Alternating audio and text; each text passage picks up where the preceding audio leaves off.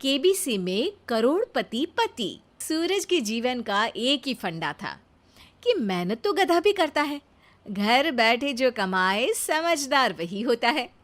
इसीलिए उसने कभी नौकरी ही नहीं ढूंढी।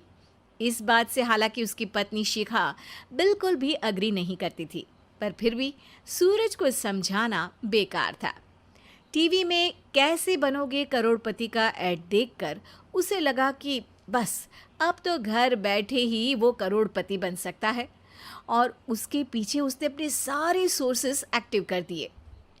2 हफ्ते में उसके कलीग के साले के पड़ोसी के बेटे का सोर्स निकलता है जो कि उसे शो में पहुंचा सकता है, और सूरज उससे मिलने चला जाता है। अच्छा, तो हमें मुकेश जी बता रहे थे कि आप हमें शो में पहुंचा सकते हैं। हाँ, उसमें कोई तकलीफ नहीं है। मैं कल अगर कोशिश करूँ तो इसी महीने में आपका नंबर आ जाएगा। अरे ये तो बहुत बढ़िया हो गया। अच्छा, वो सिलेबस और क्वेश्चन पेपर का कोई जुगाड़ है क्या? हैं? उसका तो कोई जुगाड़ नहीं है। तो वो वाकई में कुछ भी पूछ सकते हैं? हाँ, वो तो बच्चन जी पर है, जो पढ़ते हैं वो पूछ लेते हैं। पहली कोशिश फेल होने पर अब सूरज के सामने एक बहुत बड़ा सवाल था कि आखिर जवाब कहाँ से लाए। तब शिखा ने एक सजेशन दिया, क्यों ना सूरज अपने चचेरे भाई सुमित से मदद मांगे, जो कि यूपीएससी की तैयारी कर रहा था। हालांकि इतनी मेहनत करना सूरज को समझ में नहीं आता था, पर कोई और रास्ता ना मिलने पर वो आखिर सुमित से बात करता है। अरे सुमित, हमारा कैसे बनोगे करोड़पति के लिए सिलेक्शन होने वाला है। तुम हमें थोड़े चिट बनाने में मदद करोगे क्या?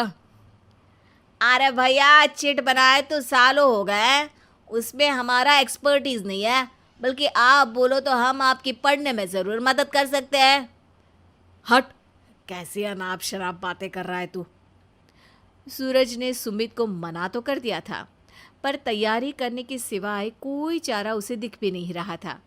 खासकर जब 12 के पेपर लीक करने के एक्सपर्ट शुक्ला जो भी हाथ जोड़ लेते हैं। आखिर सूरज को सुमित के पास जाना ही पड़ा, और उसने सुमित और शिखा से वादा किया कि वो बहुत मेहनत करेगा। 1 महीने की तैयारी के बाद फाइनल हुआ कि शो से 1 हफ्ते पहले एक ट्रायल खेला जाएगा, जहां पर सारे रिश्तेदार ऑडियंस की जगह पर होंगे और शिखा सवाल पूछेगी। दूर दराज से भी रिश्तेदार आकर हाजिर हो गए देखने कि आखिर कैसे बनेगा सुमित करोड़पति। सब कुछ सेट था, और इतने में सूरज आकर अपना स्पीच देता है। ये 1 महीना मेरे लिए आसान नहीं था, पर अपने भाई सुमित और अपनी पत्नी शिखा की मदद से मैं इतनी दूर पहुंच पाया हूँ। मेरे मम्मी पापा के आशीर्वाद ने भी बहुत साथ दिया है मेरा। मैं उम्मीद करता हूँ कि आज के शो में आप लोगों को बहुत मज़ा आएगा। साक्षी पहला सवाल पूछती है और पूरे कमरे में सन्नाटा छा जाता है। इंडिया में कितने स्टेट्स हैं? 3, सॉलिड, लिक्विड और गैस। अरे रुकिए, तो ऑप्शंस तो देने दीजिए। इतने में 5वीं कक्षा का चिंटू बोल उठता है। अरे क्या मामा, आप तो पहले सवाल पर ही आउट हो गए। अरे बेटा, पहला सवाल तो ट्रायल होता है ना। अरे तुम अब देखना। देखने जैसी बात तो थी ही। सूरज को इतना शांत किसी ने नहीं देखा था। कभी कभी तो लगता था मानो सूरज आंख खोलकर ही सो गया हो। मामा जल्दी करो प्लीज, कल सुबह पनवेल भी तो निकलना है। अरे हट, कंसंट्रेट करने दे मुझे।